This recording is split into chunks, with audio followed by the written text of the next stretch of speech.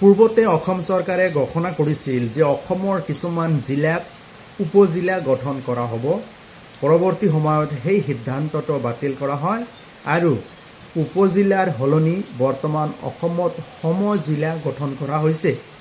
আৰু আজি হৈছে 4 অক্টোবৰ 2024 চন। আজিৰ তাৰিখৰ পৰা অসমত 39খন সমজিলা গঠন আৰু কাৰ্যকৰী কৰা হৈছে। এতিয়া সমজিলাৰ দায়িত্বত থাকিব এডিশ্যনেল ডিষ্ট্ৰিক্ট কমিশ্যনাৰ।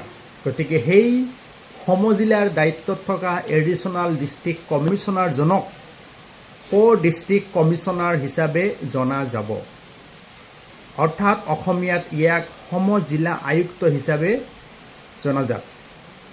যদি কোনোবাই কিবা এপ্লিকেশ্যন, অভিযোগ বা বিভিন্ন কাম কাজৰ কাৰণে যদি সমজিলাৰ বাসিন্দা হয়, তেতিয়াহ'লে সমজিলাৰ বাসিন্দাসকলে সেই দায়িত্বত থকা এডিশ্যনেল ডিষ্ট্ৰিক্ট কমিশ্যনাৰ এড্ৰেছ কৰিব লাগিব সমজিলা আয়ুক্ত অথবা ডিষ্ট্ৰিক্ট কমিশ্যনাৰ।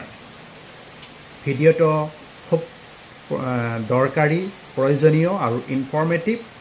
গতিকে আপোনালোকে ভিডিঅ'টো ৰাইজৰ মাজত শ্বেয়াৰ কৰি দিব। ধন্যবাদ।